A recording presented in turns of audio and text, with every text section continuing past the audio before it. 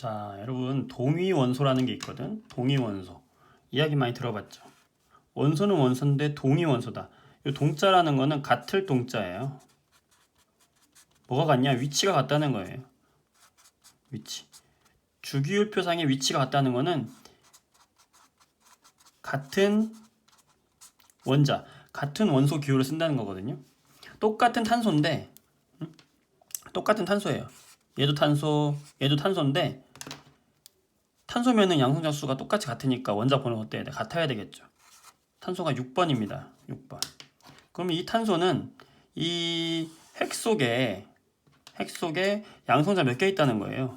6개 있다는 거예요. 이 탄소도 핵 속에 양성자 몇 개 있다는 거예요? 6개 있다는 거예요. 그러면 중성인 탄소 같은 경우에는 전자도 몇 개 있어야 돼요? 그렇지. 6개 있어야죠. 얘도 몇 개 있어야 돼? 6개 있어야죠. 그죠? 그럼 똑같아 보인단 말이야. 그러면 차이가 어디서 오느냐? 그 같은 원소인데 위치가 달라. 위치가 왜 달라지냐? 위치가 왜 같냐? 같은 원자기 때문에. 근데 무슨 차이가 있냐? 바로 이 안에 있는 중성자의 개수 때문에 그래요. 중성자가 탄소가 6개짜리가 있고 중성자가 핵 속에 7개짜리가 있는 거예요. 그러면 질량수라는 것은 양성자와 중성자의 합이라고 그랬잖아요. 질량수라는 것은 양성자와 중성자의 합이라고 그랬는데 이 녀석 같은 경우는 양성자 6개, 중성자 6개니까 질량수는 몇이 됩니까? 12가 되는 거죠. 얘는 양성자 6개, 중성자 7개가 되니까 질량수가 얼마가 되는 거야? 13이 되는 거예요. 그렇죠. 이것처럼 똑같은 탄소예요. 똑같은 탄소인데 중성자 수가 달라서 질량수가 달라져 버린 요런 애들을 우리는 뭐라고 한다? 동위원소라고 한다. 자, 이거 말로 표현하면 양성자 수는 같아요. 근데 뭐가 달라? 중성자 수가 달라요. 그러니까 뭐가 달라지는 거예요? 질량수가 달라져 버린 이런 애들을 우리는 동위원소라고 하는데 이러면 어떤 일이 생기냐면 같은 탄소기 때문에 전자 6개이기 때문에 화학 반응이라는 거는 모두 이 전자가 하거든요. 그러니까 이 화학 반응은 전자가 하는데 이 전자가 하는 이 화학 반응은 당연히 같단 말이죠. 이탄소나 이탄소나. 그러니까 화학적인 성질은 같은 거예요. 화학적 성질은 같아요. 그런데 중성자 수가 달라져 버리면서 미묘한 차이가 나요. 그래서 뭐 끓는 점이라든지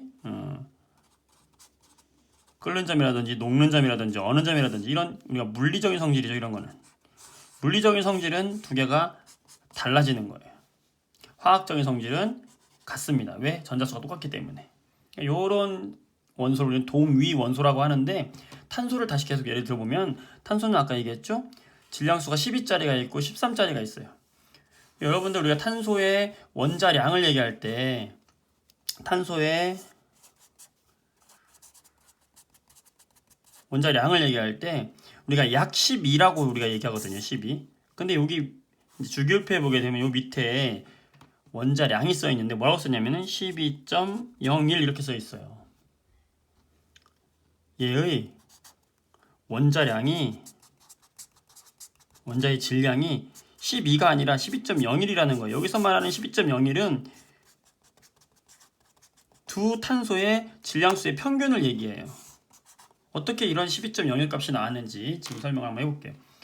요 질량수 12짜리가 자연에 존재하는 양이 98.93% 존재해요. 거의 대부분 얘로 존재합니다.